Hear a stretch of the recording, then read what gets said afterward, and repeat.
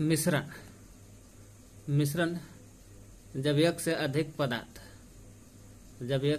पदार्थ में रहता है तो जब कुछ भी हो सकता है, किसी भी अनुपात मिला देने से मिश्रण होता है। मिश्रण का सूत्र नहीं होता है। मिश्रण दो प्रकार का समांगी और विषमांगी होता है। इधर विषमांगी लिखल है।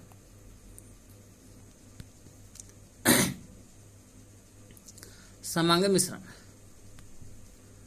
जब दो या दो से अधिक पदार्थ या तत्व जो आपस में मिलल है, जिनके कण को हम लोग देख नहीं सकते हैं, उससे समांगी कहते हैं।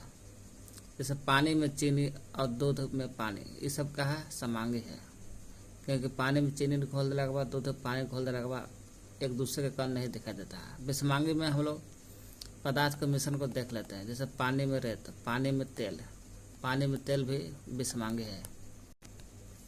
समांगी मिश्रण में आता है आपको विलयन। विलयन भी समांगी मिश्रण में ही आता है। विलयन समांगी मिश्रण होता है। विलयन जब दो या दो से अधिक पदार्थ के समांग मिश्रण हो गया, जब दो या दो से अधिक पदार्थ समांग मिश्रण है तो उससे विलयन कहते हैं। विलयन मतलब का बिल जाना। तो एक दो पदार्थ, दो से या दो से अधिक पदार्थ मिलेगा तब ना विलयन होगा जी, जो समांगी होना चाहिए। जैसे चीनी पानी का विलयन है तो ये समांग मिश्रण हो गया, समांगी मिश्रण है।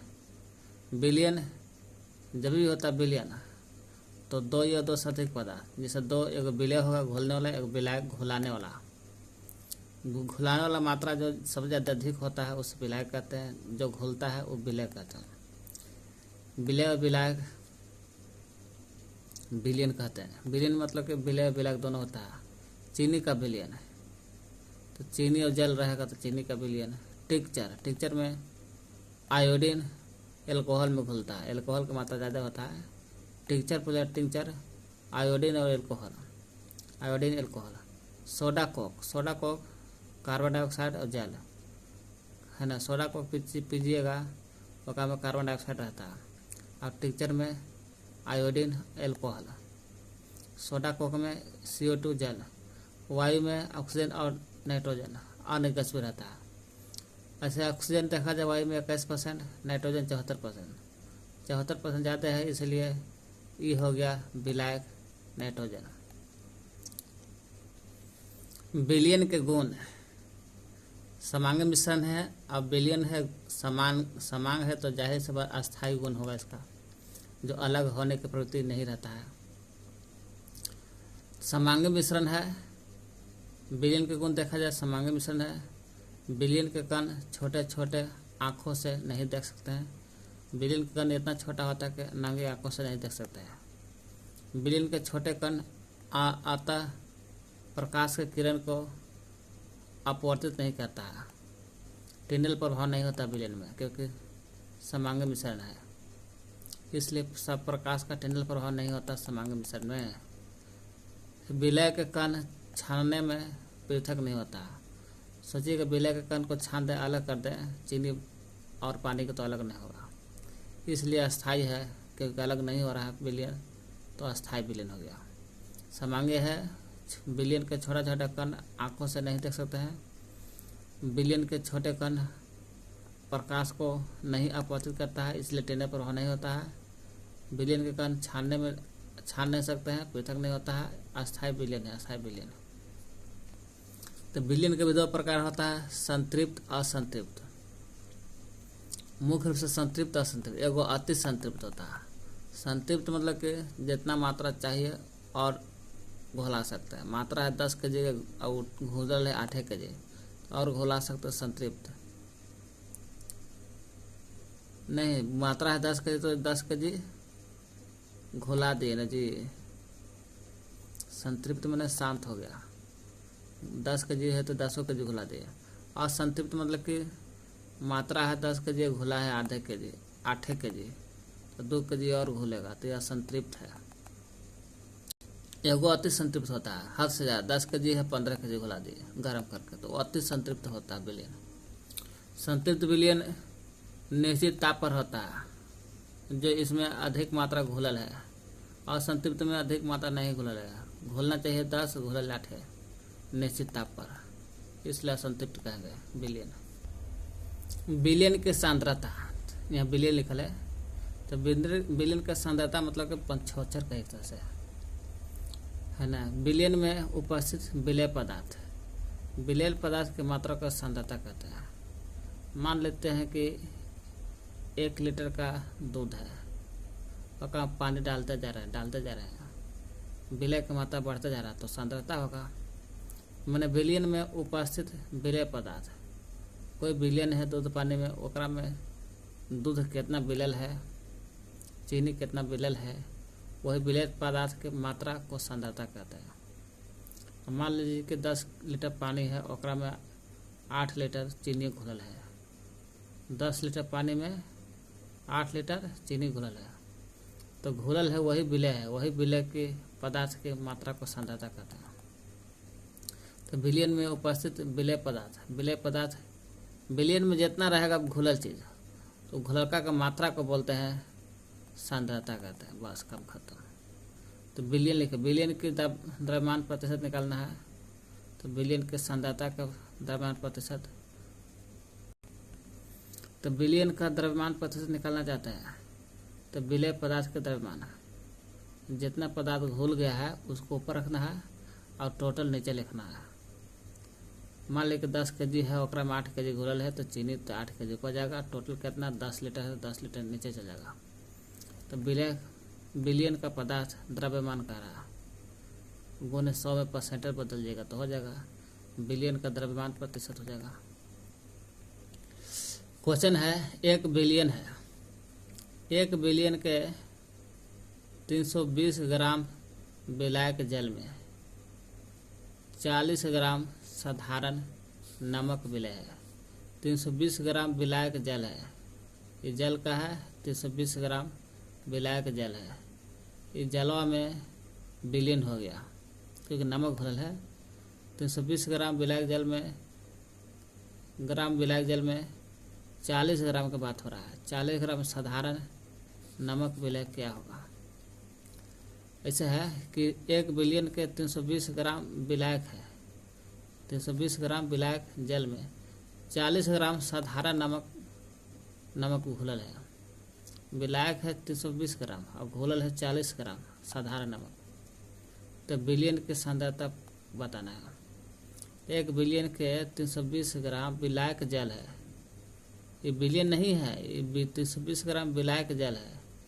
एकरा में 40 ग्राम साधारण नमक घुला देंगे, है ना, नमक विलय है, तो बिलियन की सांद्रता बताता है। बिलियन की सांद्रता मैंने परसेंटेज में निकालना है। सांद्रता कभी भी कहेगा तो परसेंटेज में। जल में 40 ग्राम साधारण नमक विलय है, तो बिलियन की सांद्रता तो कौन घुलल है जी? तो 40 ग्राम घुलल है, इसको ऊपर रख देना है और टोटल बिलियन कितना होगा? 320 और 40 हो जाएगा 360 नीचे लिखना है। परसेंट में बदलने के लिए 100 से गुना। तो 40 ग्राम साधारण नमक ऊपर लिखेंगे और विलायक 320 है और 40 ग्राम घुला, टोटल होगा 360 नीचे लिख करके 100 से गुना कर दीजिए, हो जाएगा। परसेंटेज में बदल गया। तो बिलियन की सांद्रता यही होता है, 100 से गुना कर दीजिएगा, परसेंटेज में आ जाएगा, वही बिलियन की सांद्रता हो गया। नीलांबा को हम लोग अघुलनशील पदार्थ होता है, जैसे रेत बालू मिश्रण है। मिश्रण में निलंबन, मिश्रण के भाग आता है निलंबन, है ना, निलंबन कोलाइड, ये सब मिश्रण के भाग है, ठीक ना। तो मिश्रण देख रहे हैं ना, ये सब है जो चिन्हा रहा है रेत बालू, इसी का बेटा है निलंबन। निलंबन में अघुलनशील पदार्थ जैसे रेत बालू अघुलनशील पदार्थ है तथा आंखों से देखा जा सकता है, जैसे नमक और पानी और रेत बालू, ये निलंबन का एग्जाम्पल हो जाएगा। तो निलंबन के गुण देखते हैं। निलंबन के गुण यही है, तो मिश्रण का बेटा है, इसलिए मिश्रण में भी विषमांगी क्या हो गया? समांगी नहीं, विषमांगी मिश्रण है निलंबन, क्योंकि इसको करना पत्र को आर पार नहीं जाता है, छान सकता है इसको, इसलिए विषमांगी मिश्रण है। कण जो निलंबन गुण के धर्म, निलंबन का जो कण है नंगी आंखों से देखा जा सकता है। ये कण प्रकाश की किरण फैलाता है। नंगी आंखों से देख रहे हैं तो जाहिर सी बात है इस पर प्रकाश पड़ेगा निलंबन पर, छोटा छोटा कण है बालू का, तो ये कण प्रकाश की किरण फैलता है इस पर। छोटा छोटा आंखों से देख रहे हैं कण, तो वही कण पर प्रकाश की किरण मिलता है तो फैल जाता है, जिसको कहते हैं टिंडल प्रभाव। यह कण शांत अवस्था में नीचे बढ़ जाता है। समांग का रहता तो प्रकाश की किरण नहीं फैलता, लेकिन निलंबन है तो इसमें प्रकाश की किरण फैलता है। यह शांत अवस्था में नीचे बढ़ जाता है निलंबन। निलंबन का है शांत अवस्था में नीचे बढ़ जाता है। छानना विधि द्वारा अलग कर सकते हैं, इसलिए अस्थायी नहीं अस्थायी है, क्योंकि इसको अलग कर सकते तो अस्थायी है। विसंगांगी मिश्रण है, आंखों से देख सकते हैं, प्रकाश की किरण फैला देता है, फैला शांत अवस्था में नीचे बढ़ जाता है, अस्थायी है। यानी छानना विधि से भी अलग कर सकते हैं निलंबन को। निलंबन के बाद आता है कोलाइड।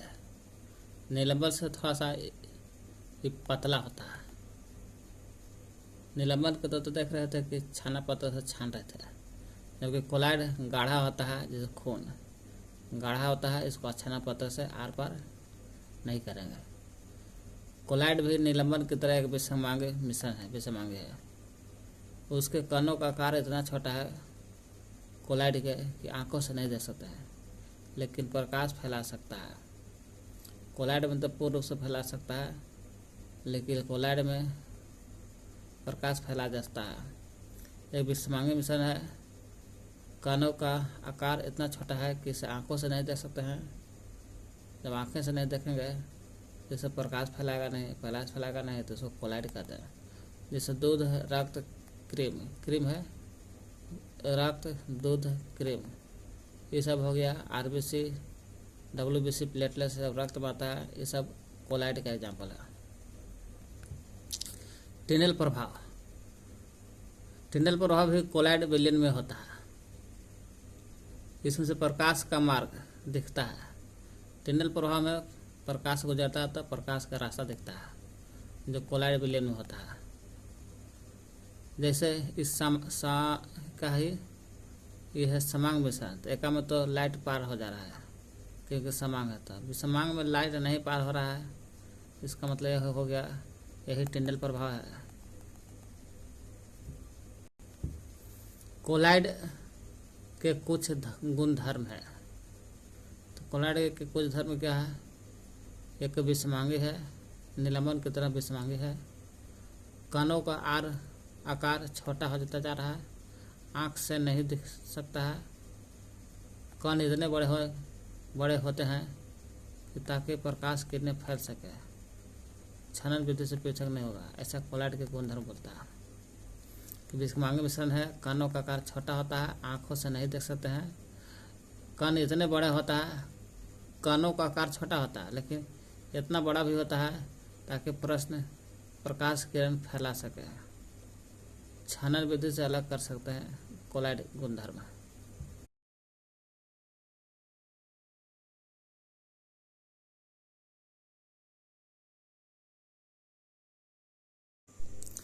देखिए, दो घुलनशील द्रव, दो क्या है? दो घुलनशील द्रव का आसवन विधि से पृथक्करण करना। दो प्रकार के इसमें घुलनशील द्रव है जो आसवन विधि मैंने आसवन विधि से अलग कर रहे हैं। कैसे? सुनिए। वाष्पीकरण नहीं, आसवन विधि से कैसे अलग करेंगे सुनिए। आसवन विधि में क्या होता है ना, आसवन विधि में कि दो प्रकार के द्रव मिलल रहेगा और दोनों में वाष्पीकरण बनने के क्वथनांक यानी कि क्वथन में बहुत अंतर होता है, और बहुत अंतर होता है तो उसे कहते हैं दो प्रकार के द्रव मिलल रहना चाहिए और दोनों द्रव के क्वथनांक अलग अलग होना चाहिए। अलग अलग मतलब का बहुत अंतर होना चाहिए। जो एसीटोन है ना, एसीटोन आसवन विधि से अलग होता है। इसमें एसीटोन भी घुलल है और द्रव भी घुलल है, दोनों घुलल है। तो जाहिर सी बात है द्रव का क्वथनांक बहुत ज़्यादा है, बहुत ज़्यादा होने पर क्वथनांक 100 डिग्री होगा तब उबलेगा, वाष्पीकरण बनना। ऐसे वाष्पीकरण तो कभी भी बन सकता है, द्रव का क्वथनांक ज़्यादा है 100 डिग्री है, एसीटोन का बहुत कम है, एसीटोन का और बहुत कम होने के कारण अंतर बहुत ज़्यादा हो जाता है। इसका ज़्यादा है, पानी का ज़्यादा हो जाता है और एसीटोन का क्वथन बहुत कम होता है और दोनों में बहुत अंतर हो जा रहा है, जिसके कारण एसीटोन कम ताप पर ही वाष्प करके उड़ जाएगा और उड़ेगा तो जाहिर सी बात है कि एसीटोन यहाँ से एसीटोन निकलेगा, पानी अंदर ही रह जाएगा। यहाँ से एसीटोन निकलेगा, सीधे जाएगा है ना, यहाँ वाष्पीकरण आएगा, एसीटोन यहाँ वाष्प आएगा, यहाँ जल का निर्गत है, यहाँ ठंडा जल है तो एसीटोन को गर्म जो है एसीटोन इसको ठंडा कर देगा, यहाँ पर जल का बड़ा लेवल है, फिर एसीटोन द्रव के रूप में मिल जाएगा। इस प्रकार से एसीटोन अलग हो गया। तो आसन विधि से अलग हो गया कौन? एसीटोन। इसमें जल और एसीटोन दोनों मिलल है, इसमें आसन विधि से एसीटोन अलग हो गया और जल यहीं रह गया। इस विधि को हम कहते हैं आसन विधि। तो आसन विधि क्या हुआ? दो द्रव आपस में घुला रहना चाहिए, दोनों का क्वथनांक बहुत ज़्यादा होना चाहिए, तब होता है आसन विधि से अलग करते हैं। वाष्पीकरण नहीं, वाष्पीकरण तो वाष्प करके उड़ा देता है, यहू में वाष्पीकरण नहीं हो रहा, लेकिन यहाँ पर हम लोग प्राप्त कर ले रहे हैं। वाष्पीकरण का मतलब क्या? ऊपर जैसे नमक और जल के कर अलग करना, वाष्पीकरण हो जाएगा। तो आसन विधि में होता है दो द्रव का क्वथनांक बहुत ज़्यादा होना चाहिए, आसन विधि कहते हैं। और जो दो द्रव का क्वथनांक कम रहेगा तो उसे कहते हैं, जब दो द्रव का क्वथनांक कम रहेगा, ज़्यादा रहेगा तो आसन विधि, कम रहेगा अंतर, दोनों द्रव के बीच में कम अंतर रहेगा तो उसे प्रभाजी आसन विधि कहते हैं। प्रभाजी आसन विधि रहेगा आसन विधि, लेकिन आसन विधि इसलिए है कि दो द्रव का क्वथनांक में अंतर है, इसलिए आसन विधि। अब कम अंतर है तो प्रभाजी आसन विधि कहा गया है। तो आसन विधि से क्या देखे? इसमें दो द्रव है, घुलल है और दोनों का क्वथनांक ज़्यादा है। जल का ज़्यादा है क्वथनांक 100 डिग्री, एसीटोन कम ताप पर कम क्वथनांक है, जिसके कारण जल्दी उबल जाता है, वाष्पीकरण करके उड़ जाता है और आगे चल के इसको कहीं ना कहीं छान लेते हैं ठंडा करके।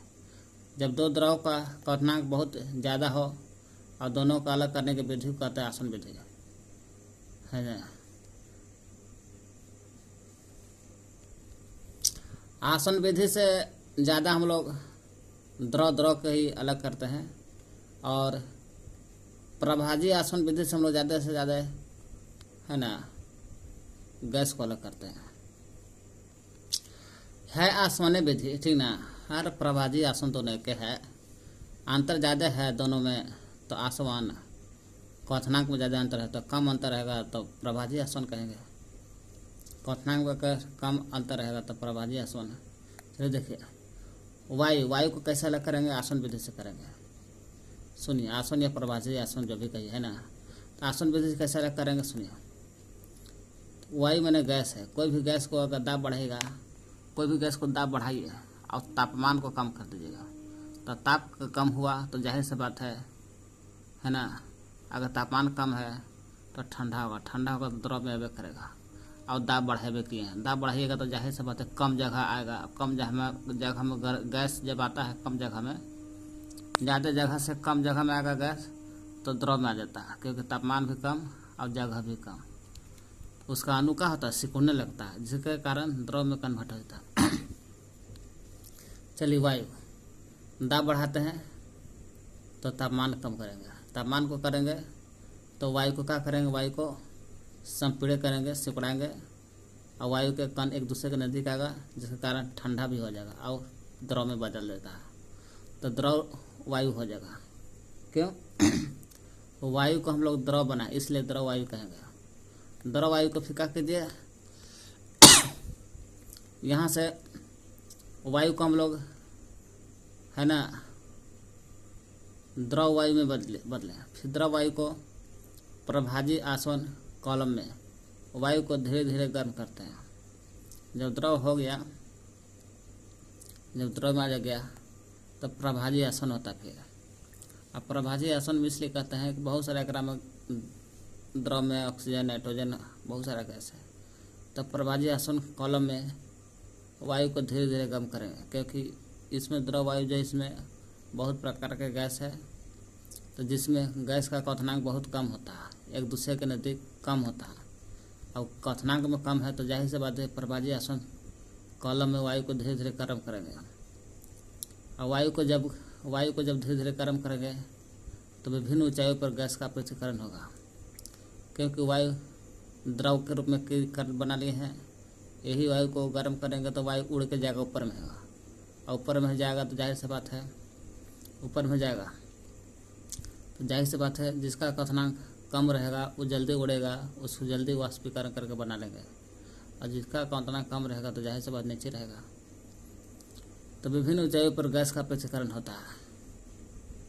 जैसे क्वथनांक डिग्री सी देवल एक तरफ वायु प्रतिशत आयतन में है ना, वायु का प्रतिशत देवल है आयतन में देवल है। जैसे ऑक्सीजन को अगर गर्म कीजिएगा तो जाहिर सी बात है कि एक -183 डिग्री सी में देवल है क्वथनांक का आयतन।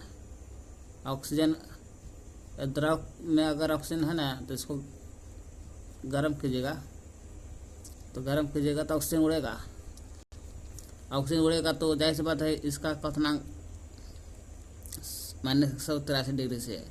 -183 डिग्री सी पर ही ठंडा रहते हुए द्रव के रूप में रहते हुए फिर भी ऊपर में उड़ने लगेगा, क्योंकि इसका क्वथनांक कम है। और देखिए दोनों का अंतर कितना 186, 3 का तो अंतर है। आर्गन और ऑक्सीजन में पूछा किसका जल्दी प्राप्त करें, क्योंकि 83 वाला, क्योंकि इसको -183 पर ही बन जा रहा है, वाष्पीकरण हो जाएगा। आर्गन है -186 पर हो जाएगा, क्योंकि दोनों में अंतर कम है, और अंतर कम होता है तो प्रभाजी आसवन विधि से ही अलग होता है। 186 डिग्री पर ही इसको प्राप्त कर लेंगे। और नाइट्रोजन के 196 चाहिए, तो तीनों द्रव के रूप में है। तो ऑक्सीजन सबसे पहले बाहर निकलेगा, उसके बाद 86 वाला निकलेगा आर्गन, उसके बाद ऑक्सीजन निकलेगा, है ना, नाइट्रोजन निकलेगा -186, 83, 386 और 10, 96, 196। आयतन के विचार से ऑक्सीजन देखा जाए, आयतन के विचार से वायु का प्रतिशत में ऑक्सीजन जो है 21% यानी कि 20.9% भी देता है, 183 है। आर्गन है 0.9 यानी 0.01 भी लिख सकते हैं या 10 लिख सकते हैं। 186 आर्गन है। कितना डिग्री पर सी पर आर्गन उड़ेगा। नाइट्रोजन है -186, 78.1 है। आयतन के भार के विचार से प्रतिशत है वायुमंडल में। तो वायुमंडल में सबसे ज़्यादा नाइट्रोजन है 78%, फिर 21%, 20.9 में 21, ऑक्सीजन है, फिर आर्गन है 0.9। क्रिस्टलीकरण जो होता ना है एक प्रकार का शुद्ध ठोस है।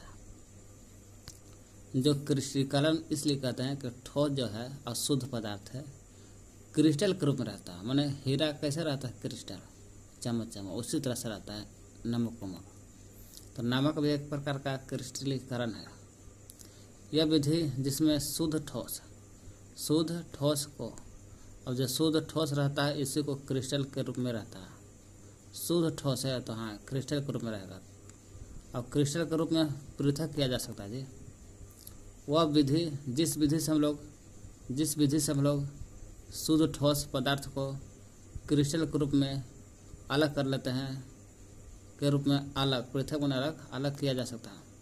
वह विधि जिसमें शुद्ध ठोस रहता है और शुद्ध ठोस को क्रिस्टल के रूप में प्राप्त करते हैं, अलग कर लेते हैं। शुद्ध ठोस को अलग अलग प्राप्त करते कैसे, क्रिस्टल के रूप में, उसे कहते हैं, उस विधि को क्रिस्टलीकरण कहते हैं। माने क्रिस्टलीकरण में क्रिस्टल के रूप में अलग किया जाता है।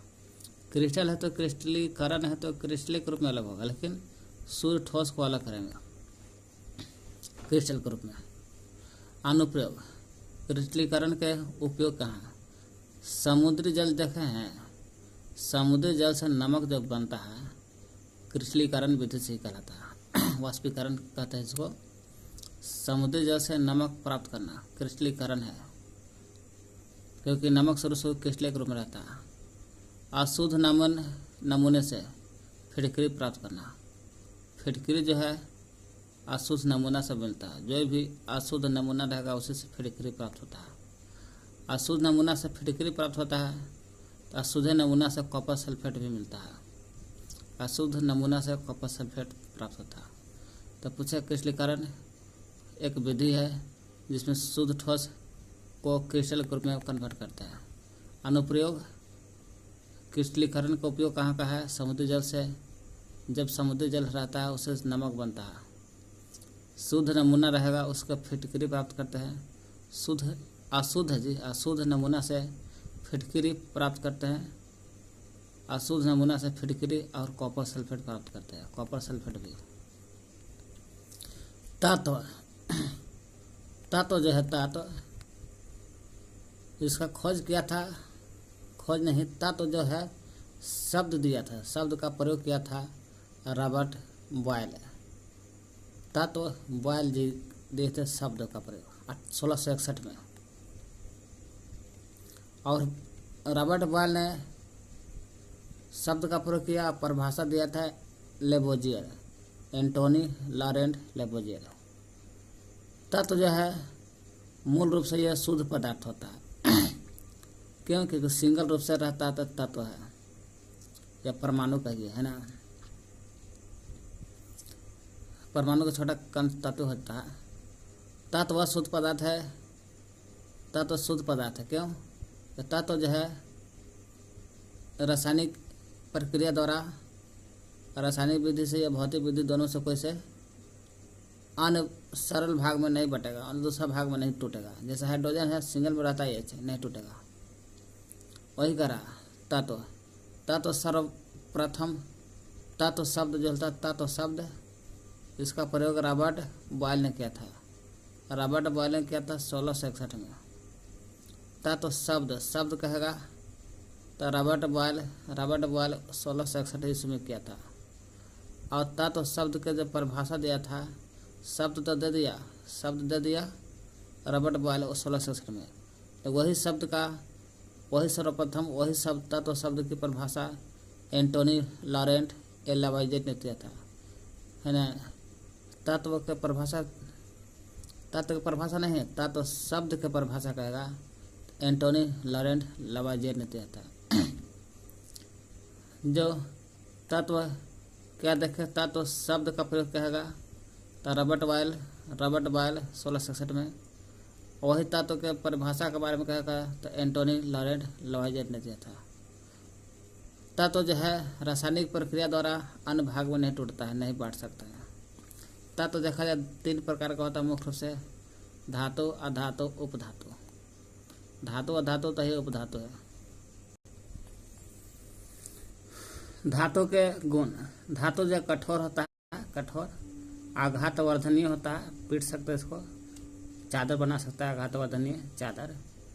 तन में डक्टाइल बोलते हैं तन होता है, विद्युत के सुचालक होता है धातु, है ना। ऊष्मा के भी विद्युत के सुचालक, तो ऊष्मा के भी सुचालक है।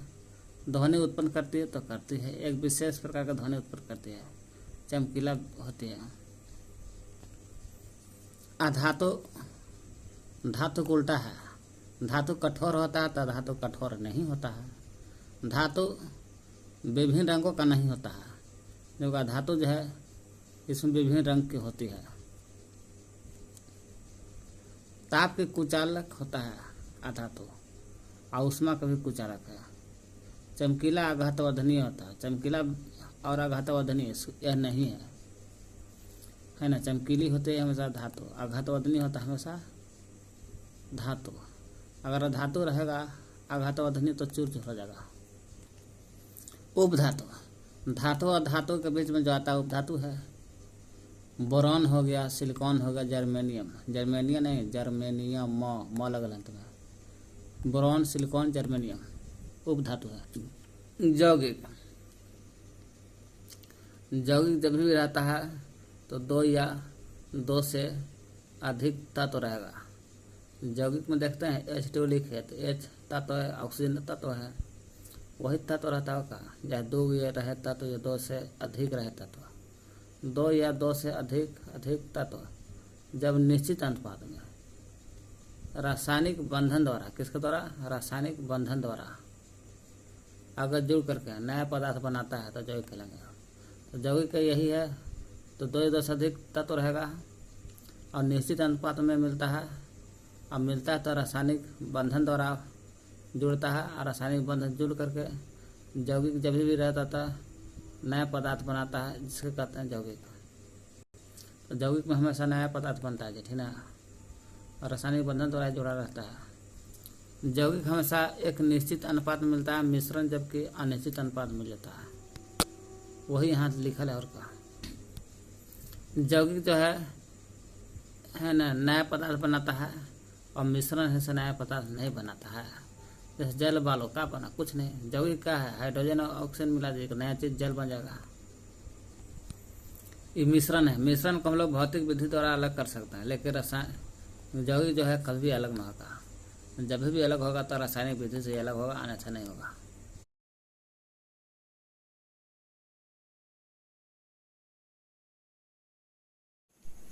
चलिए एग्जाम्पल क्वेश्चन करते हैं। निम्नलिखित को पृथक माने अलग अलग करने के लिए आप किन विधि का अपनाएंगे? अलग करना है, सोडियम क्लोराइड है, नमक है NaCl, सोडियम क्लोराइड को जल के विलयन से पृथक करने में, सोडियम क्लोराइड है और जल के विलयन है, दोनों मिला दिए विलयन हो गया। तो सोडियम क्लोराइड को अलग और जल को अलग करना चाहते हैं, कौन सा विधि अपनाते हैं? वाष्पीकरण विधि अपनाएंगे। क्यों? जल वाष्पीकरण को उड़ जाएगा और सोडियम क्लोराइड बच जाएगा। इस प्रकार जल और सोडियम क्लोराइड दोनों अलग हो जाएगा, तो वाष्पीकरण विधि कहेंगे इसको। अमोनियम क्लोराइड है, इसको अमोनियम क्लोराइड को सोडियम क्लोराइड, अभी सोडियम क्लोराइड को पृथक्करण किए जल से वाष्पीकरण विधि से, वही सोडियम क्लोराइड अमोनियम क्लोराइड को सोडियम क्लोराइड तथा अमोनियम क्लोराइड के मिश्रण पृथक करने में कौन सा विधि? कहने का मतलब अमोनियम क्लोराइड है और सोडियम क्लोराइड दोनों का अलग करना है। जल के साथ तो जल उड़ गया, लेकिन सोडियम क्लोराइड अमोनियम क्लोराइड आ गया, तो अमोनियम जो है ऊर्ध्वपातन विधि से अलग होगा। अमोनियम क्लोराइड है, सोडियम क्लोराइड से अलग कैसे होगा? अमोनियम क्लोराइड ऊर्ध्वपातन विधि से अलग होगा, इसलिए ऊर्ध्वपातन विधि कहलाएगा। क्यों? अमोनियम क्लोराइड है सीधे ठोस है, ठोस से गैस में बदल जाएगा अमोनियम क्लोराइड। धातु का छोटा छोटा टुकड़ा रहेगा, इसको कार के इंजन ऑयल से पृथक करने में कौन सा विधि? मतलब कि धातु का छोटा छोटा टुकड़ा रहेगा और धातु का छोटा छोटा टुकड़ा रहेगा उस कार के इंजन में रहेगा, और कार के इंजन में जन्म करते कि तेल रहता है, तो कार के इंजन में तेल रहता है, उस तेल से अलग करना है छोटे छोटे टुकड़े धातु। कैसे करेंगे? छान करके या निस्यंद करके। छानना को ही बोलते हैं निस्यंद, छानना या निस्यंद करके। क्यों? जब तेल एकरा में तेल है और एक में छोटे छोटे टुकड़ा है, डालेंगे तो टुकड़ा छाना जाएगा और तेल नीचे चलेगा, इसलिए छान कर निस्यंद करेंगे। दही से मक्खन निकालने के लिए अपकेंद्रीय बल, अपकेंद्रीकरण कहेंगे। और दही से मक्खन निकालते हैं तो अपकेंद्रीकरण। अपकेंद्रीकरण का होता है मक्खन ऊपर चलता है, दही भारी होने का नीचे चल जाता है।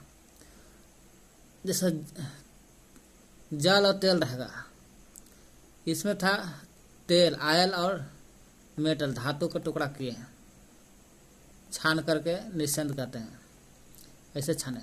लेकिन हम लोग जल में तेल रहेगा तो कैसे अलग करेंगे? तो जल भारी होता है नीचे बैठ जाएगा और तेल हल्का रहता है छाला रहेगा, तो उसको पृथक्करण कीप द्वारा कहते हैं। पृथक्करण कीप द्वारा। क्यों? मान लीजिए कि पृथक्करण कीप है, इसमें तेल भी डालल है और जल भी है। तेल डाला रहेगा तो तेल ऊपर रहेगा, आयल तेल ऊपर रहेगा और जल का स्तर नीचे रहेगा। और जहीं स्किप को खोलेंगे तो पानी का स्तर नीचे चलेगा और तेल ऊपर रह जाएगा, क्योंकि हल्का है तेल ऊपर रह जाएगा, तो आराम से पानी का अलग कर देंगे, तेल को ऊपर कर लेंगे। इस तरह से पृथक्करण कीप द्वारा जल से तेल अलग करेंगे। चाय से चाय के जो पत्ती होता है चाय में रहता है चाय का पत्ती, और चाय के पत्ती को अलग कैसे करेंगे? तो छान करके, जैसे भी पढ़े अभी तेल और बालू को छाने, तेल और बालू को छाने ना जी, उसी तरह से चाय और चाय के पत्ती को छान कर अलग कर लेंगे। बालू और लोहा रहेगा, बालू भी लोहा के पिन कैसे अलग होगा? तो चुंबकीय पृथक्करण विधि से करें। क्यों? लोहा आ जाएगा, लोहा का पिन है, चुंबक में सट जाएगा, बालू रह जाएगा, इसलिए से चुंबकीय पृथक्करण करेंगे। भूसा से गेहूं को अलग करना है, भूसा से गेहूं के दाना जो है, दाना को अलग करना है। तो फटक करके या ओसाई करके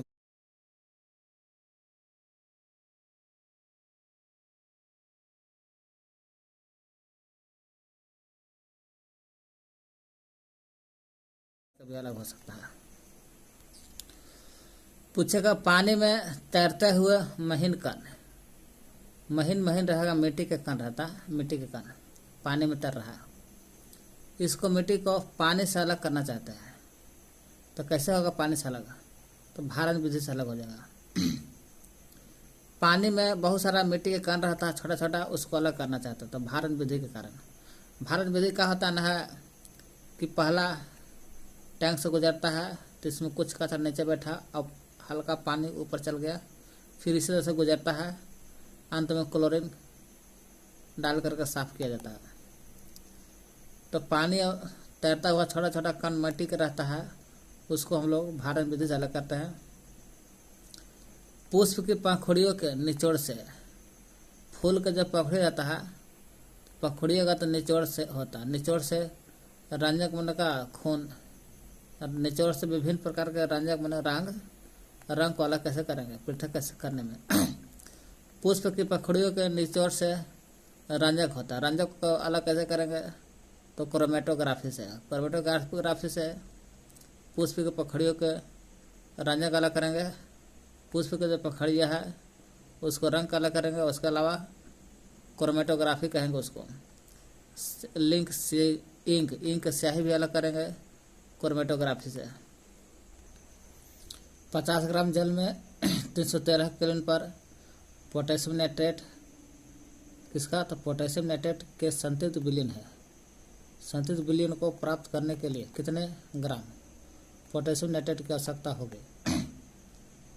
तो कह रहा है 50 ग्राम जल में 313 केल्विन तापमान है, अब 50 ग्राम जल है, 50 ग्राम जल में ही 313 केल्विन पर पोटेशियम नाइट्रेट के संतृप्त विलयन को प्राप्त करने के लिए कितने ग्राम पोटेशियम नाइट्रेट की आवश्यकता होगा? तो 100 ग्राम में जानते हैं पोटेशियम नाइट्रेट के भार क्या याद कर लीजिए। तो पोटेशियम नाइट्रेट के भार देखिए तो 62 ग्राम होता है ना, परमाणु द्रव्यमान निकालेगा तो 62 ग्राम, तो 62 ग्राम है तो 100 को हो, कोई भी अपने आप में 100 होता है, तो 100 ग्राम जल रहेगा, 50 ग्राम ना है तो 100 ग्राम होता अपने आप में, तो 100 ग्राम जल रहेगा, जल में घुलल है, इसलिए 100 ग्राम जल में 313 किलो तापमान पर संतृप्त विलयन के लिए पोटेशियम नाइट्रेट 62 ग्राम चाहिए, 62 ग्राम, इसलिए 100 ग्राम में इतना, इसलिए 62 बटा 100 ग्राम में नीचे गुने 50, इसलिए 50 ग्राम हो गया। 50 ग्राम जल था, 50 ग्राम जल से गुना कर दिया, कितना तुम काटा?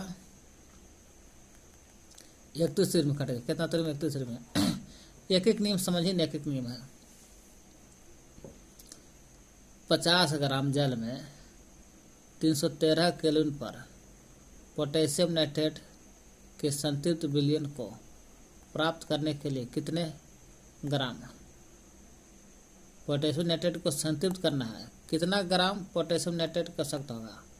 तो सोचिए कोई भी अपना में 100 ग्राम होता है, 100 होता है, पोटेशियम नाइट्रेट भी बाहर निकालेगा तो 62 ग्राम आ जाएगा।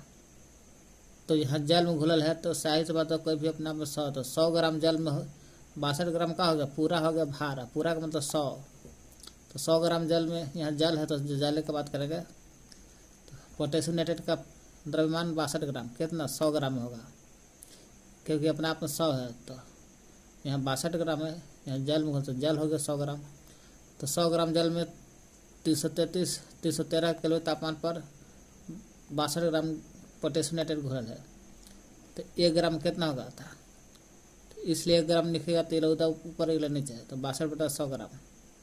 अब इसलिए 1 पर हो गया 62/100, 62/100 हो गया 1 पर, इसलिए 50 ग्राम जल पर, तो 50 गुना कर दिया। 100 ग्राम में 62 ग्राम, 1 ग्राम कितना होता है 62/100 ग्राम जल रहेगा तो 62 ग्राम पोटेशियम नहीं रहेगा। 1 ग्राम जल रहेगा तो 1 ग्राम में 62/100, तो 1 में इतना, तो 50 ग्राम रहेगा तो 50 यानी कि 31 ग्राम हो जाएगा। 31 ग्राम पोटेशियम नाइट्रेट चाहिए। 293 केल्विन तापमान है। 293 केल्विन तापमान पर प्रत्येक लवण, ये लवण सब, प्रत्येक लवण की घुलनशीलता का परिकल्पना करेगा। इस ताप पर कौन सा लवण सबसे अधिक घुलनशील होगा। 293 केल्विन तापमान पर कौन सा लवण घुलेगा जल्दी, क्यों, इसका घोलने के लिए बात हो रहा है। तो 293 केल्विन तापमान पर कौन घुलनशीलता ज़्यादा है, तो जिसकी मात्रा ज़्यादा रहेगा तो ज़्यादा घुलेगा। जैसे इस तापमान पर अमोनियम क्लोराइड की घुलनशीलता सबसे अधिक है, क्योंकि अमोनियम क्लोराइड घुलनशील इसलिए है कि 37 ग्राम है, 37 ग्राम है तो ज़्यादा घुलेगा करेगा। सोडियम क्लोराइड 36 ग्राम है, पोटेशियम क्लोराइड 35 ग्राम है, सब क्लोराइड लगा लवण है। अमोनियम क्लोराइड 37 ग्राम है, ज़्यादा मात्रा तो ज़्यादा घुलेगा इतना पर तापमान पर। तापमान बढ़ाने पर घुलनशीलता क्या होता है, तापमान बढ़ेगा तो घुलने वाली चीज़ की मात्रा भी बढ़ जाती है। संतृप्त विलयन शांत, ऐसा निश्चित ताप लाना है, कोई भी तापमान पर ही विलीन होता है। निश्चित तापमान पर, निश्चित तापमान इसलिए कर रहे हैं कि निश्चित रहेगा तो शांत रहबे नहीं करेगा, इसलिए निश्चित तापमान पर जब विलयन में और अधिक विलय पदार्थ नहीं घुलता, विलयन में और अधिक पदार्थ नहीं घुला सकते हैं, हद हो गया, तो उसे संतृप्त विलयन कहते हैं। संतृप्त विलयन तापमान पर निर्भर रहता है, क्यों, निश्चित तापमान है, अगर ज़्यादा तापमान रहेगा तो ज़्यादा घुल जाता है, इसलिए तापमान को निश्चित रखना है, यानी कि तापमान पर डिपेंड है। किसी पदार्थ के विलयन की क्षमता किस पर डिपेंड है, तापमान पर निर्भर है। तापमान ज़्यादा जाएगा तो ज़्यादा घुलेगा, संतृप्त से असंतृप्त हो जाएगा, इसलिए तापमान पर डिपेंड होता है संतृप्त विलयन। अच्छा, शुद्ध पदार्थ क्या है। शुद्ध पदार्थ जो एक ही प्रकार के तत्व से मिलकर बनल रहेगा, या एक ही प्रकार के केवल एक ही प्रकार के अणु से मिलकर बने होते हैं, शुद्ध पदार्थ हो गया। और शुद्ध का मतलब का एक ही प्रकार का रहेगा तब नहीं होगा। वह पदार्थ जिसमें केवल एक ही प्रकार के अणु रहेगा या एक ही प्रकार के परमाणु रहेगा। अणु रहेगा तो यौगिक, परमाणु रहेगा तब परमाणु कहेगा। परमाणु या अणु है एक, परमाणु से मिलकर बनता है अणु। जो दोनों अणु और परमाणु दोनों शुद्ध है, केवल एक ही प्रकार के अणु या परमाणु होते हैं, उसे शुद्ध पदार्थ कहते हैं। सभी तत्व और यौगिक, तत्व में परमाणु है था और यौगिक में अणु, इसलिए जब अणु और परमाणु शुद्ध हो गया तो तत्व यौगिक भी शुद्ध पदार्थ होते हैं। जैसे सोना का तत्व है, सोना एक ही प्रकार का परमाणु है। लोहा तत्व एक ही प्रकार, चीनी यौगिक है क्योंकि चीनी का सूत्र होता है, इसलिए शुद्ध पदार्थ है चीनी, क्योंकि सूत्र होता है वो शुद्ध है, यौगिक है तो शुद्ध होगा। जल का भी सूत्र होता है, इसलिए यौगिक है तो शुद्ध हो गया। साधारण नमक के भी सूत्र होता है NaCl, इसलिए इसका भी यौगिक है लेकिन शुद्ध हो जाएगा। कोलाइड का जो आकार होता है 1 नैनोमीटर से 100 नैनोमीटर के बीच, 1 नैनोमीटर से 100 नैनोमीटर के बीच होता है कोलाइड का आकार। कोलाइड एक विलयन का है तो समांगी है, तो कोलाइड विषमांगी होता है। कोलाइड एक विषमांगी मिश्रण होता है। धुआं क्या है, कोलाइड है, जिसमें कणों का आकार इतना छोटा होता है कि वह पृथक रूप से हमें दिखाई नहीं देता है, इतना छोटा होता है। कणों का आकार 1 नैनोमीटर से लेकर 100 नैनोमीटर के बीच में होता है। जब 1 नैनोमीटर से 100 नैनोमीटर के बीच है तो कैसे दिखाई देगा कोलाइड का। कोलाइड विलयन प्रकाश की किरण को आसानी से फैला देता है। कोलाइड का जो विलयन रहता है प्रकाश के किरण को फैला देता है, जिसे टिंडल प्रभाव कहते हैं। कोलाइड में प्रकाश का मार्ग आसानी से दिखता है। कोलाइड में अगर प्रकाश गुजरेगा तो जाहिर सी बात है प्रकाश की किरण को फैला भी देगा। फैलाने के साथ साथ कोलाइड में प्रकाश का रास्ता दिखा देता है, रास्ता कैसे में प्रकाश गुजरल है। कोलाइड में प्रकाश के मार्ग आसानी से दिखाई देता है, जैसे दूध और धुआं। दूध में प्रकाश बारेगा तो कैसे कैसे गुजरल है प्रकाश दिखा देता है दूध में। धुआं में भी देखबे करते हैं कि प्रकाश गुजर जाता है और फैला भी देता है। निलंबन विषम है तो निलंबन के एक और आदमी है, निलंबन है जी, सॉरी कोलाइड जी, कोलाइड विषमांगी है। जब कोलाइड विषमांगी है तो निलंबन भी विषमांगी होगा। कोलाइड में होता ना है कि देर तक छोड़ देने के बाद दूध और पानी अलग नहीं होगा, धुआं हवा अलग नहीं होता है। कोलाइड में एक खासियत है, कभी अलग नहीं होगा। निलंबन भी एक प्रकार का कोलाइड मिश्रण की तरह ही विषमांगी है। निलंबन मिश्रण का भाग है जो मिश्रण है विषमांग है। इसमें क्या होता ना है, इसमें एक ठोस पदार्थ होता है और एक द्रव रहता है। एक ठोस पदार्थ द्रव में परिक्षेपित होते हैं, घुलर। ठोस पदार्थ जो है द्रव में घुलर रहता है, जिसमें विलेय पदार्थ के कण घुलते नहीं। विलेय पदार्थ का जो कण है, कण घुलता नहीं है, बल्कि वे माध्यम में निलंबित रहते हैं। जैसे पानी में मिट्टी का घोल मिला दीजिएगा, थोड़ा ना पानी मिट्टी दोनों घुल जाता है, लेकिन हम लोग पदार्थ के कण घुलता नहीं है, बल्कि वे माध्यम में निलंबित होते हैं, ज़्यादातर घूमते रहता है मिट्टी के कण पानी में। पेंट निलंबन का एग्जाम्पल है। इसमें पूछ रहा है कौन समांग है कौन विषमांग है। तो सोडा जल जो CO2 घुल रहता है, तो सोडा जल को पता करता है कि कने पानी है, कने CO2 है नहीं, तो इसलिए समांगी मिश्रण है। लकड़ी विषमांगी मिश्रण है। लकड़ी कहेगा तो विषमांगी है, लेकिन बर्फ कहेगा तो बर्फ समांगी मिश्रण है। थोड़ा पता चलता है कि बर्फ का पानी टुकड़ा कने और रंग कने नमक कने से, तो ये बर्फ समांगी है। वायु भी पता न चलता है कौन कौन सा गैस घुलल है, लेकिन घुलल रहता है, इसलिए समांगी मिश्रण है। मिट्टी में बहुत सारा चीज़ घुल रहता है, ईंटा पत्थर दिखाई देता है, विषमांगी हो गया। लकड़ी भी और मिट्टी दोनों विषमांगी है। लेकिन सिरका का सूत्र होता है CH3COOH, CH3 CH3COOH, सिरका समांगी मिश्रण है। छानी हुई चाय सिरका समांगी है, लेकिन छाना हुआ चाय पहले नहीं है, छानल है समांगी। सवाल उठा है कि आप किस प्रकार से पुष्टि करेंगे कि दिया हुआ रंगहीन बिना रंग के जो द्रव है शुद्ध जल है। शुद्ध जल रंगहीन है, कैसे पता चलेगा कि यह, आप किस प्रकार पुष्टि करेंगे कि दिया हुआ रंगहीन द्रव शुद्ध है। जो द्रव है वो शुद्ध है, कैसे पता करेंगे। तो शुद्ध जल या द्रव का पता हम लोग करेंगे कि कोई भी द्रव शुद्ध जल जो होता है, शुद्ध जल उसका क्वथनांक 100 डिग्री से होता है। क्वथनांक प्रवाह उबलने लगता है। वाष्पीकरण कहेगा तो वाष्पीकरण तो 100 से नीचे होगा तो पहले ही हो जाता है, 1 पर 2 पर 3 पर 4 पर होने लगता है। लेकिन क्वथनांक हमेशा 100 डिग्री है।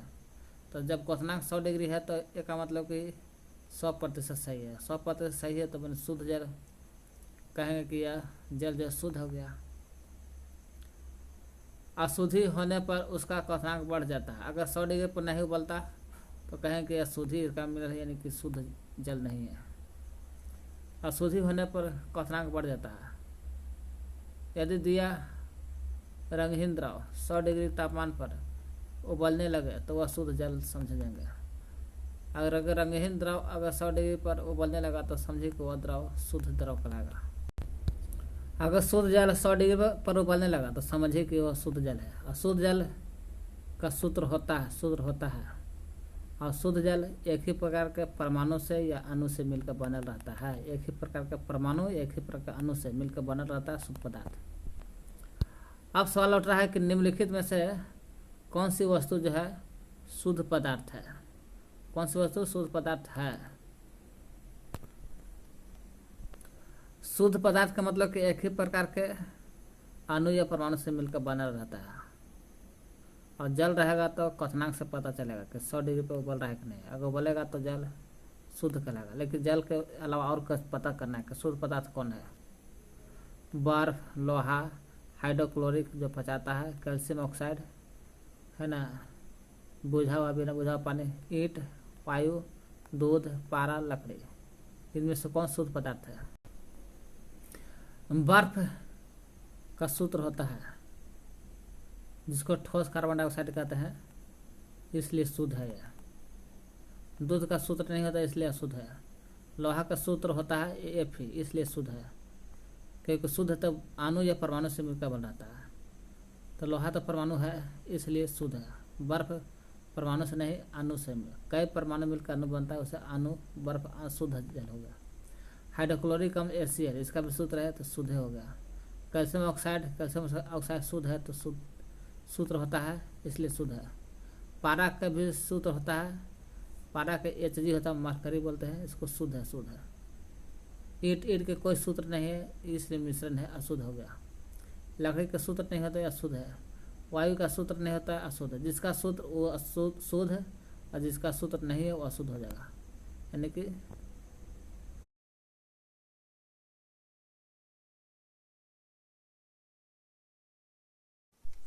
कोलाइड विषमांगी है। इनके कणों का आकार इतना छोटा होता है कि कोलाइड का कण अलग नहीं होता है। जैसे दूध, धुआं, ये कोलाइड है। इतना छोटा होता है कि एक जगह छोड़ देने पर अलग नहीं होता है। अलग होने की प्रवृत्ति नहीं रहता है कोलाइड में। जैसे देखते हैं कि दूध और पानी अलग हो गया, कभी नहीं। धुआं, हवा अलग हो गया, कभी नहीं। कोलाइड विलयन प्रकाश की किरणें को आसानी से फैला देता है। इसे प्रकाश की किरण फैलाता है, इसलिए प्रकाश का रास्ता पता चलता है कोलाइड से। कोलाइड में प्रकाश का मार्ग आसानी से दिखाई देता है। प्रकाश का मार्ग भी दिखाई देता है कोलाइड में। कोलाइड से कुछ बड़ा आकार होता है निलंबन का। निलंबन का आकार कोलाइड से कुछ बड़ा होता है। कोलाइड को हम लोग 1 नैनोमीटर से लेकर त्रिज्या 100 नैनोमीटर तक होता है, जिसे नंगी आंखों से नहीं देख सकते हैं। कभी देखे दूध के कण, धुआं के कण देखे नहीं। माइक्रोस्कोप से भी नहीं देख सकते हैं। माइक्रोस्कोप से देख सकते हैं लेकिन नंगी आंखों से नहीं देख सकते हैं। नंगी आंखों से नहीं देख सकते धुआं, दूध का कण। निलंबन का आकार इससे बड़ा होता है, उसको नंगी आंखों से देख सकते हैं। निलंबन भी एक कोलाइड विलयन की तरह ही विषमांगी है। विषमांगी मिश्रण है कोलाइड विलयन की तरह। निलंबन के बारे में देखते हैं। विषमांगी मिश्रण है। निलंबन में एक ठोस पदार्थ द्रव में प्रक्षेपित होते हैं। का द्रव में रहता है और भी ठोस पदार्थ है ना, प्रक्षेपित रहता है। इसमें एक ठोस पदार्थ द्रव में प्रक्षेपित होते हैं, जिसमें विलेय पदार्थ के कण घुलते नहीं हैं, बल्कि वे माध्यम में निलंबित रहते हैं। निलंबित मतलब कि घुलता नहीं है। बाकी ठोस पदार्थ जो है द्रव में निलंबित रहता है, घूमते रहता है इधर उधर। जैसे पानी में मिट्टी का घोल देख लीजिए। मिट्टी का घोल देखे कभी पानी में घुलता है नहीं। पानी में मिट्टी के घोल को छोड़ दीजिएगा तो कुछ देर के बाद मिट्टी नीचे बैठ जाता है, पानी ऊपर हो जाता है। पेंट भी निलंबन का ही उदाहरण है।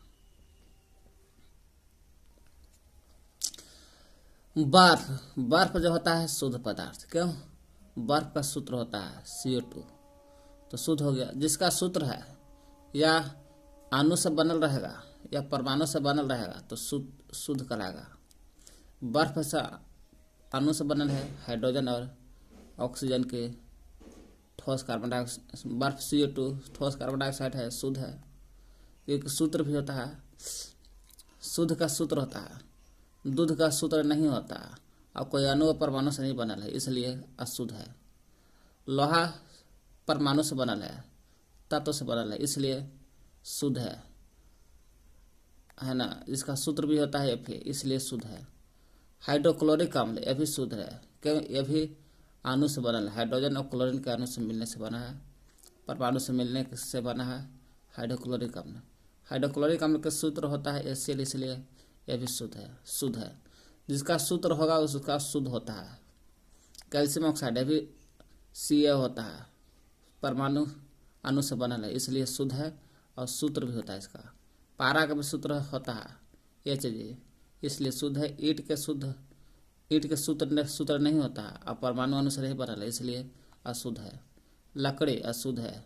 वायु कोई इस परमाणु अणु से नहीं बनल है और वायु का सूत्र होता है नहीं, इसलिए अशुद्ध है। जिसका सूत्र होगा वो शुद्ध कहलाएगा। बात खत्म।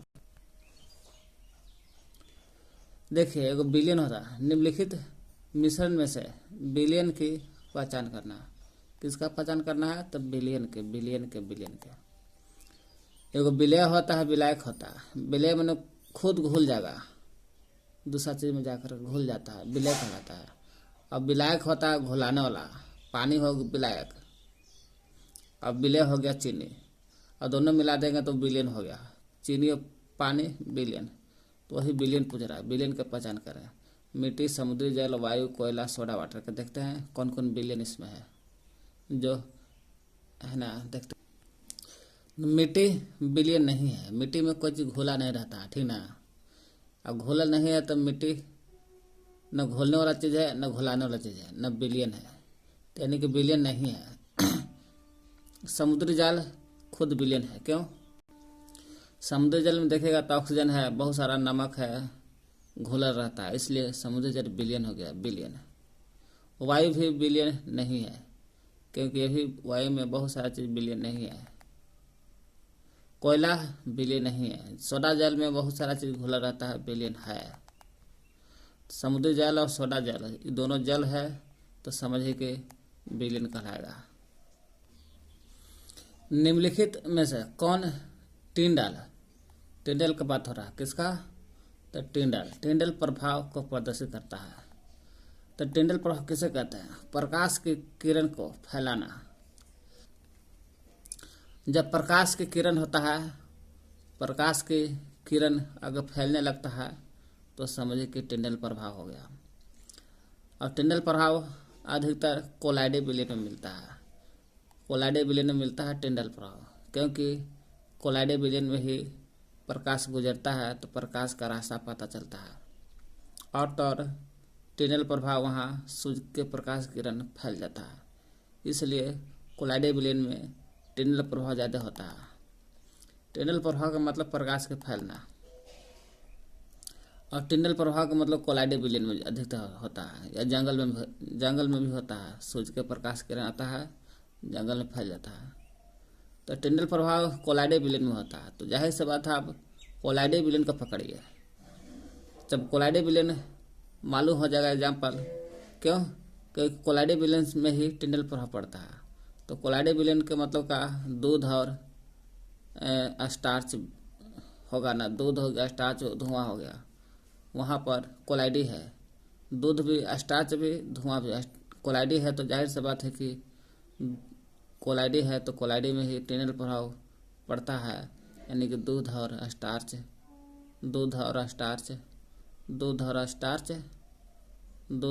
धुआं में टिंडल प्रभाव पड़ेगा। टिंडल प्रभाव कहाँ पड़ता है? कोलाइडी में। तो कोलाइडी के एग्जाम्पल कौन है? दूध है और स्टार्च है। तो दूध स्टार्च कोलाइडी है, तो यानी कि यहाँ पर भी टिंडल प्रभाव पड़ेगा। नमक में नहीं पड़ेगा क्योंकि समांग मिश्रण हो जाएगा। कॉपर सल्फेट भी नहीं होगा। दूध और स्टार्च विलयन में टिंडल प्रभाव पड़ेगा, क्योंकि दोनों कोलाइडी विलयन के एग्जाम्पल है। और कोलाइडी विलयन में टिंडल प्रभाव पड़ता है, तो दूध और स्टार्च भी टिंडल प्रभाव का असर पड़ेगा इसमें। निम्नलिखित में से कौन तत्व है, कौन यौगिक है, कौन मिश्रण है में वर्गीकृत करें। तत्व को अलग छांटना है, यौगिक के मिश्रण को अलग छांटना है। सोडियम एक तत्व है, क्योंकि एक ही परमाणु से मिलकर बना रहे। जब एक परमाणु से मिलकर बना रहता है वो तत्व कहलाता है। एक परमाणु से मिलकर बना रहता है वो तत्व, जैसे सोडियम। सिलिकॉन अर्ध तत्व है, अर्ध धातु है लेकिन है तो तत्व है। के को इसमें परमाणु मिलकर बना रहे तो सोडियम सिलिकॉन हो गया तत्व। एजी हो गया चांदी तत्व है। एसन तत्व है। लेकिन यौगिक कहेगा यौगिक 2 परमाणु 3 परमाणु 4 परमाणु यानी 2 से अधिक भी बनेगा। 2 या 2 से अधिक तत्व मिलकर बना रहता है या परमाणु मिलकर बना रहता है यौगिक कहलाएगा यानी अणु। जैसे कैल्शियम कार्बोनेट CaCO3 क्या है ये यौगिक है। यौगिक हो जाएगा क्योंकि एक में कैल्शियम 1 कार्बन 2 ऑक्सीजन 3 प्रकार के परमाणु से मिलकर बना रहे। सिलिकॉन ना मीथेन हो गया। मीथेन यौगिक है CH4 हो गया। और कार्बन डाइऑक्साइड CO2 ये सब यौगिक है। मिश्रण में 2 या 2 से अधिक किसी भी अनुपात में मिला देने से बनता है। जैसे चीनी का घोल मिश्रण है लेकिन समांग मिश्रण है तो है तो मिश्रण ना चीनी का घोल। वायु का है यह भी समांग मिश्रण है। रक्त समांग मिश्रण है तक मिश्रण ना। साबुन हो गया, कोयला हो गया, मिट्टी हो गया मिश्रण। निम्नलिखित में से कौन कौन जो है परिवर्तन रासायनिक है। तो रासायनिक परिवर्तन इसमें से कौन हो रहा है। रासायनिक परिवर्तन मतलब का नया बन जाए पुराना ना मिले। पौधे की वृद्धि रासायनिक परिवर्तन है। दवाई थोड़ा ना वृद्धि हो गया तो छोटा करेगा ना। लोहे में जंग लगना ये रासायनिक परिवर्तन है। लोहे के चूर्ण तथा बालों को मिलाना ये रासायनिक परिवर्तन नहीं है। क्यों? लोहा के चूर्ण को बालों को मिलाकर फिर लोहा को अलग कर सकते हैं और बालों को अलग कर सकते हैं, इसलिए रासायनिक परिवर्तन नहीं है ये। खाना पक जाता है तो दोबारा मूल चीज़ में नहीं बनता। खाना पक गया तो पक गया, वो चेंज हो जाता है। भोजन का पचना रासायनिक। खाना पकाना, भोजन पचना, जल से बर्फ बनना। खाना पकाना भोजन का पाचन रासायनिक है लेकिन जल से बर्फ बनना भौतिक है। मोमबत्ती का जलना हो रहा, पिघलना नहीं। पिघलना भौतिक लेकिन मोमबत्ती का जलना रासायनिक परिवर्तन है।